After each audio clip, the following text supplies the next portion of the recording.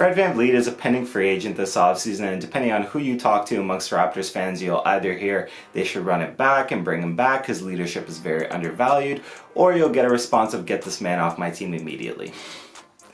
For the latter group, it looks like there are potential sign and trade partners emerging for the Raptors regarding Fred VanVleet, and that's what we're going to talk about today. Before I fully hop into things though, just usual drill, make sure you leave me a like on the video. It helps the algorithm out a ton, and you've been doing a great job with it recently. Make sure you subscribe to the channel as well. Plus, if you plan on doing a responsible sports betting in the near future, just make sure to check out my link in the description below. The first sign and trade partner that has emerged for Toronto is the Los Angeles Lakers. Now, there's a couple of connections here that just make this one make a lot of sense. Obviously, Fred VanVleet is with Clutch Sports. We all know Clutch Sports, LeBron, makes a ton of sense, right? And for the Lakers, they obviously want to re-up and put themselves in a position to compete again. Now, I'm just going to call BS on the LeBron retirement rumors. I don't think that's happening whatsoever. I think that is 100% a leverage play on LeBron's part to get the Lakers to, feel that sense of urgency and putting a team around him, obviously, to potentially win another title. So, yeah, that one just makes a ton of sense for LA. Obviously, Fred can bring in some good shooting when he's on, some secondary playmaking beside LeBron, and when he's locked in defensively, he's a very good defender. So it makes a ton of sense, I think, for LA to want to be pursuing Fred. If you're on the other side of it though, and you're the Raptors, I don't really know how much you love this one. I mean, there has been some talk of a potential double sign and trade that's going to send D'Lo to Toronto and then Fred VanVleet to the Lakers.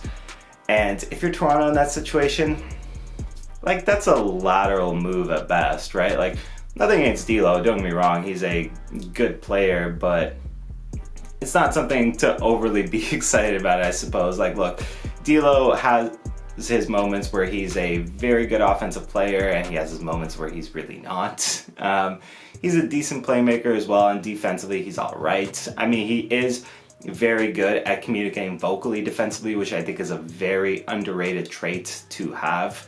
But ultimately, his actual on-ball defense and stuff like that, not the greatest. It's all right. It's all right. I mean, it's all right. And that's kind of the thing, right? I look at this situation, that's exactly how I feel about a potential double sign and trade here. I'm just it's all right. It doesn't excite me particularly.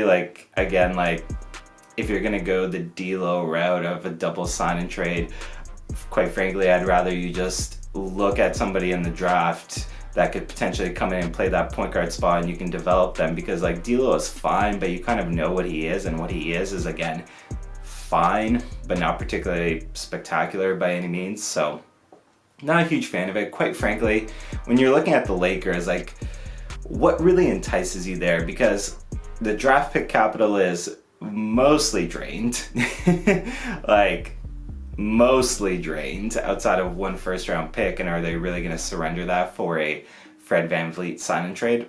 The only thing that would in theory potentially really entice me is if you can get Austin Reeves somehow involved, but for a contending team like the Lakers, and for a team that just saw Austin Reeves thrive as, quite frankly, probably the third best player in their playoff run, I can't imagine they would be chomping at the bit to do that swap and to send Austin Reeves here, where, he could fall into a role with Toronto and continue to improve, continue to progress, and just obviously, I just don't think if you're the Lakers, you're really looking at a situation where giving up Reeves and getting Fred VanVleet makes the most sense in the world. So I don't really see that materializing. And other than that, looking at LA, it's just not an ideal situation for a sign and trade. Let's just put it that way.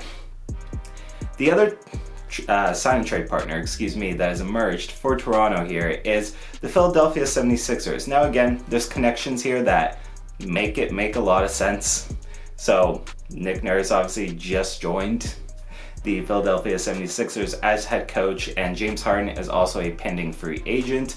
If James Harden were going to leave, there's talks that Fred VanVleet would be a potential James Harden replacement, which if you're the Sixers, I mean, I understand that James Harden is a little bit past his prime at this point. Definitely not the player that he was in Houston by any means, or even, at the beginning of his Brooklyn stint. But, Fred's just not as good. Even at this point in James Harden's career, I think James Harden's still probably the better pro by, at least a decent margin. But I mean, hey, if you're the Sixers in that situation, I think that's kind of a damage control situation where if you're going to lose James Harden and you're not going to get anything for him, you still want to put a competitive team around Joel Embiid. And there's definitely worse options out there than Fred VanVleet to do that. I still don't really think the Sixers would really end up with anything. And I feel like anytime I have put my faith in that team and that roster and Joel, it just has not been repaid. So I don't think a Fred VanVleet move really puts Philadelphia in a position to succeed, even if Nick Nurse there is the head coach, even with all those things lining up. But that's just my opinion on the matter. On the other end of things, though, if you're Toronto and if Philadelphia is really insistent on making this deal and on pursuing Fred, similarly to the Lakers, I don't really feel like there's a lot to really love in terms of what you would get back in the return, right? You're looking up and down the roster, you're looking, quite frankly, at the only real piece of value. If you're Toronto, you're looking at Tyrese Maxey, right? And on the other end of things, if I'm Philadelphia, there's no chance in hell I'm including Tyrese Maxey in that deal. If I'm Philadelphia, I'm probably sitting there and trying to get off the Tobias Harris contract and turn that into Fred VanVleet, which now flipping it back to Toronto, if you're sitting there, is that really something that you'd be willing to do? I mean, Toby's a solid pro, but for the money that he's making, man, that is just not particularly worthwhile if you're the Raptors. I don't know what kind of draft pick compensation that Philadelphia would try to include to make that deal work, but I really don't know about that one. I quite frankly, looking between the Sixers and the Lakers, I actually don't know which one of the two would in theory be the better avenue, because I look at the both of them and I'm just man, none of these situations are particularly that exciting. But maybe I'm missing something, and if I am, drop it in the comment section below. If you see a sign and trade materializing for Fred VanVleet with one of those two teams, what do you think is a fair return if you're the Raptors? I mean, naturally, look, when you get to sign and trade scenarios, yes, you have a little bit of leverage there because you're making the salary cap space work for the other team, but it's obviously not a situation you have 3 players left on that guy's contract and you're just trying to trade him off. Those are probably the best leverage situations. But again, just comment below, let me know, what do you think the Raptors could get back from one of those two teams should a sign and trade materialize between one of them. Yeah. That's been me. It's been JJ Buckets. That's been today's video. I actually had to film this one again because my video card didn't save it the first time, which is a damn shame, but hey, it is what it is. Shit happens. But anyways, folks, usual drill. Like the video. Again, it takes a second, and the algorithm and myself really do appreciate it every time you folks do it. Subscribe to the channel if you're new here. Other than that, it's been me. It's been JJ Buckets, and I'll see everybody next time.